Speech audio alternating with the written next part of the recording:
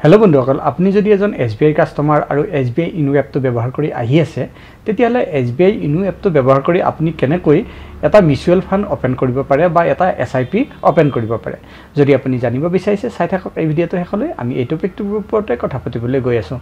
নমস্কাৰ বন্ধুসকল মই প্ৰণৱ আৰু স্বাগতম জনাইছো মোৰ ইউটিউব চেনেল ডিজি ৱৰ্ক অসমলৈ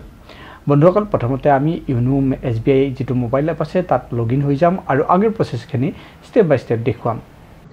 বন্ধুসকল আপোনালোকে দেখা পাইছে আমি এতিয়া আমাৰ মোবাইলৰ স্ক্ৰিনত আহি গৈছো আৰু ইয়াত ইউনো SBI যেটো মোবাইল এপ আছে হেটো ওপেন কৰি লৈছো ইউনো SBI ওপেন কৰি আমি আমাৰ এমপিন টো ভৰাই লগইন হৈ যাম আমাৰ একাউন্টত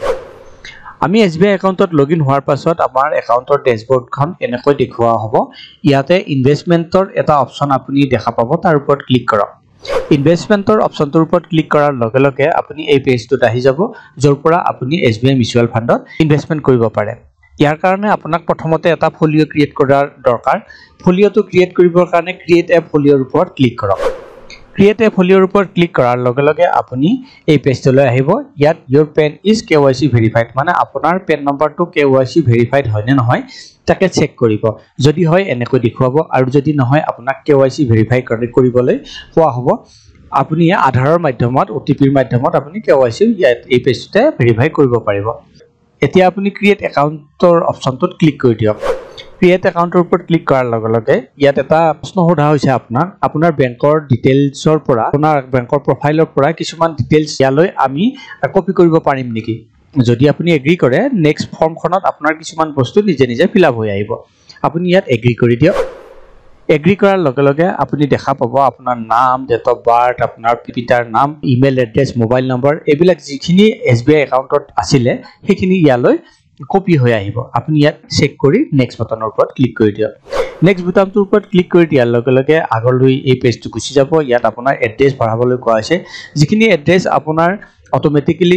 উঠালেই আৰু যিখিনি উঠোৱা নাই সেইখিনি আপুনি ইয়াত লিখিব লাগিব ইয়াত আপুনি দেখা পাব লোকেলিটিটো ইয়াত উঠোৱা নাই আমি লোকেলিটিটো ভৰাই দিম আৰু সিটিটো ইয়াত উঠোৱা নাই সিটিটো ভৰাই দিম সিটি আসলতে আপুনি সেইখন সিটি সিলেক্ট কৰক যদি আপোনাৰ সিটিখন ইয়াত এই লিষ্টত নাপায় তেতিয়া হলে আপোনাৰ ক্যাপিটেল সিটিখন যেটো আপোনাৰ ৰাজধানী হয় হেতু সিলেক্ট কৰক যাতে আমাৰ যেনেকৈ গুৱাহাটী হয় গুৱাহাটী সিলেক্ট কৰি লম ষ্টেট ইউনিয়ন টেৰিটৰি আমাৰ আসাম হেনেকৈ সিলেক্ট কৰিম এতিয়া নেক্সট বাটনৰ ওপৰত আমি ক্লিক কৰি দিম নেক্সট বুটামটোৰ ওপৰত ক্লিক কৰি দিয়াৰ লগে লগে আদাৰ ইনফৰমেশন ইয়াত সোধা হৈছে আপুনি কি কাম কৰে গভৰ্ণমেণ্ট সাৰ্ভিস কৰে বিজনেস কৰে আদাৰ হাউসৱাইফ যেই আছে এই ইয়াত এখন লিষ্ট পাব তাত ক্লিক কৰিলে লিষ্টখনৰ পৰা আপুনি সিলেক্ট কৰি লওক তাৰ পাছত টেক্স ষ্টেটাসটো আপুনি ইয়াত ইন্ডিভিজুৱেল কৰি সিলেক্ট কৰিব যদি কোনোবা ফাৰ্ম বা হেনেকুৱা অনুষ্ঠানৰ বিপৰীতে আপুনি মিউচুৱেল ফান্ড খুলি আছে তেতিয়ালে ইনষ্টিটিউচনাল আপুনি সিলেক্ট কৰিব পাৰে বা যি ধৰণৰ ইয়াত অপচন আছে আপুনি সিলেক্ট কৰিব পাৰে সাধাৰণতে মানুহে ইন্ডিভিজুৱেলে সিলেক্ট কৰে এতিয়া আপোনাৰ ইয়াত এটা প্ৰশ্ন সোধা হৈছে পলিটিক্যাল এক্সপ'জ পাৰ্সোনাল যদি আপুনি পলিটিক্যাল এক্সপ'জ পাৰ্সোনাল ৰিফিউজি বা এসাইলেমত আছে তেতিয়ালে সিলেক্ট কৰিব পাৰে আমিতো অলৰেডি ইন্ডিয়ান সিটিজেন হয় কাৰণে নান সিলেক্ট কৰিম ইয়াত আপোনাৰ গ্ৰছ এনুৱেল ইনকামৰ ওপৰত ক্লিক কৰি আপুনি আপোনাৰ যেটো ইনকাম হয় ইনকাম স্ল্যাব হয় হেতু সিলেক্ট কৰিব পাৰে বা আপুনি যদি নেট ওয়াৰ্থ আপুনি জানে আপোনাৰ নেট ওয়াৰ্থ ভ্যালু হেতু আপুনি সিলেক্ট কৰি ইয়াত লিখিব পাৰে তাৰ পাছত আপুনি নেক্সট ষ্টেপটোৰ ওপৰত ক্লিক কৰি দিয়ক নেক্সট ষ্টেপটোৰ ওপৰত ক্লিক কৰি দিয়াৰ লগে লগে আৰু কিছুমান প্ৰশ্ন ইয়াত সোধা হৈছে কান্ট্ৰি অফ বাৰ্থ আপুনি ইন্ডিয়া সিলেক্ট কৰক প্লেস অফ বাৰ্থ আপোনাৰ গাঁওখন বা সিটিখন সিলেক্ট কৰক নেশনালিটি ইন্ডিয়া সিলেক্ট কৰক are you a tax resident in any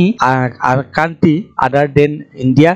ইন্ডিয়াৰ বাহিৰৰ কোনবা কান্ট্ৰিত আপুনি কোনবা দেশত আপুনি ট্যাক্স পে কৰে নেকি যদি yes কৰক আমাৰ ক্ষেত্ৰত নো হয় আমি নো সিলেক্ট কৰিম ইয়াত নমিনি ডিটেইলছ ভৰাব লাগিব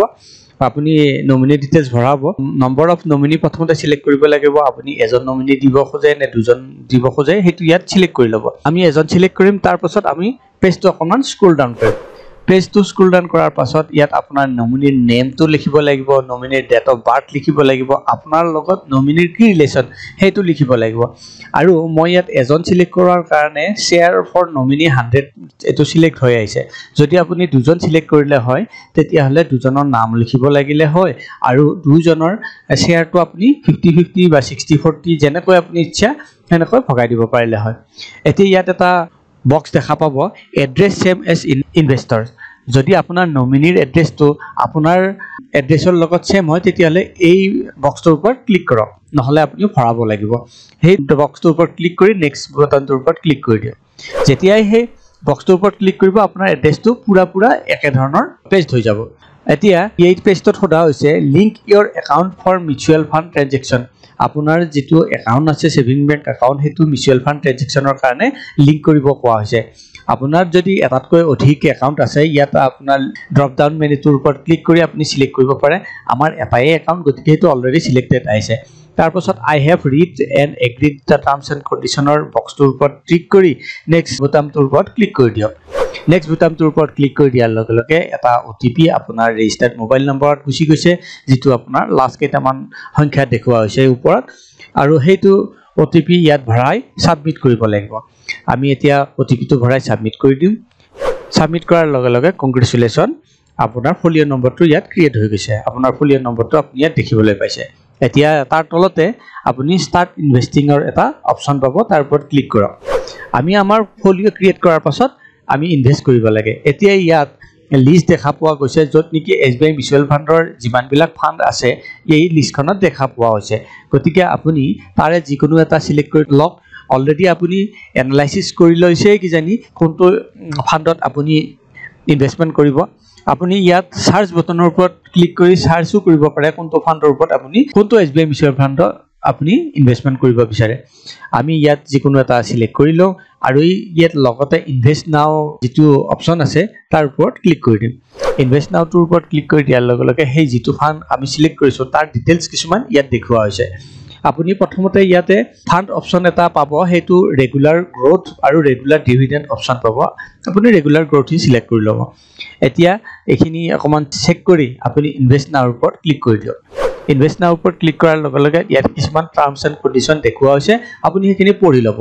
তাৰ পাছত আই হেয়াৰবাই কনফাৰ্ম এই বক্সটোৰ ওপৰত ক্লিক কৰি নেক্সট বটনটোৰ ওপৰত আকৌ ক্লিক কৰি দিয়ক নেক্সট বটনটোৰ ওপৰত ক্লিক কৰাৰ লগে লগে ইয়াত আপোনাক সোধা হৈছে আপোনাৰ ফাণ্ড নামটো প্ৰথমতে দেখুওৱা হ'ব আৰু আপোনাক সোধা হৈছে আপুনি SIP কৰিব বিচাৰে মান্থলি কোৱাৰ্টাৰলি SIP কৰিব বিচাৰে বা লামসাম কৰিব বিচাৰে যিকোনো এটা আপুনি সিলেক্ট কৰি লওক যেনেকুৱা ধৰণৰ আপুনি ইনভেষ্টমেন্ট কৰিব খোজে আমি SIP কৰিব খোজো মান্থলি হেকানে মান্থলি SIP টো ইয়াত সিলেক্ট কৰি লওক যেতিয়া মান্থলি SIP সিলেক্ট কৰিম তলত কোৱা হৈছে মিনিমাম ইনভেষ্টমেন্ট এমাউন্ট 500 আপুনি 500 টকাৰ পৰা ইয়াত মিনিমাম ইনভেষ্টমেন্ট কৰিব পাৰে amount you use to invest আমি তাতে ক্লিক কৰি তাতে আমাৰ এমাউন্টটো 500 টকায়ে আমি ভৰাই দিম আপুনি বেছিও ভৰাব পাৰে যিমান ইচ্ছা মিনিমাম 500 হয় আপুনি যিমান ইচ্ছা আপুনি হিমান ভৰাব পাৰে লামসামত ক্লিক কৰিলে কমসে কম 5000 টকা আপুনি ভৰাব লাগিলে হয় SIP ক্লিক কৰাৰ কাৰণে 500 টকাৰ পৰা আপুনি আৰম্ভ কৰিব পাৰে তাৰ পাছত ইয়াত স্টাৰ্ট ডেটটো আপুনি এক মাহ পাছত ৰাখিব কাৰণ স্টাৰ্ট ডেট যদি আজিও সিলেক্ট কৰে তেতিয়া হলেও আপোনাৰ এক্টিভেট হোৱালৈ 20 দিন মান সময় লাগি যায় গতিকে আপুনি এমাহ পাছৰ স্টাৰ্ট ডেট সিলেক্ট কৰক তাৰ এন্ড ডেট এটো কেতিয়ালৈ আপুনি কৰিব বিচাৰে 10 বছৰ 15 বছৰ 20 বছৰ যেনেকুৱা ইচ্ছা আপুনি হেতু সিলেক্ট কৰি ডেট এটা সিলেক্ট কৰিব পাৰে তাৰ পাছত আপোনাৰ সেভিং বেংক একাউণ্ট যেটোৰ পৰা আপোনাৰ পইচাটো কাটিব হেতু ইয়াত দেখুওৱা আছে তাৰ পাছত প্ৰসিড বটনৰ ওপৰত ক্লিক কৰি দিয়ক প্ৰসিড বটনৰ ওপৰত ক্লিক কৰাৰ লগে লগে যিখিনি আপুনি আগৰ স্টেপ কেইটাত সিলেক্ট কৰিলে হেখিনি ইয়াত দেখুওৱা আছে আপুনি একবাৰ চেক কৰি লওক তাৰ পাছত I have read and agree terms and কণ্ডিশ্যনৰ বক্সটোৰ ওপৰত ক্লিক কৰি কনফাৰ্ম কৰি দিয়ক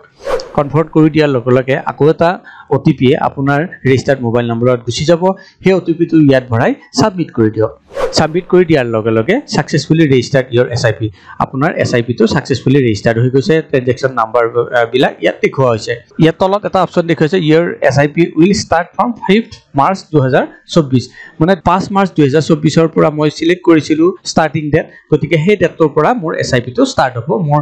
বেকৰ পৰা পইচাটো কাটি মিউচুৱেল ফাণ্ডত ইনভেষ্টমেন্ট হৈ যাব বন্ধুসকল এনেকৈ আপুনি যদি SBI মিউচুৱেল ফাণ্ডত ইনু SBI টো ব্যৱহাৰ কৰি ইনভেষ্টমেন্ট কৰিব বিচাৰে তেতিয়া হলে সহজতে কৰিব পাৰে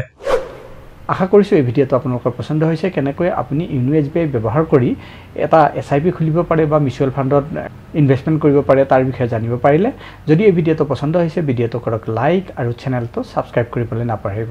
পুনৰ লগ পাম আন এটা ভিডিঅত তেতিয়ালৈ বন্ধুসকল নমস্কাৰ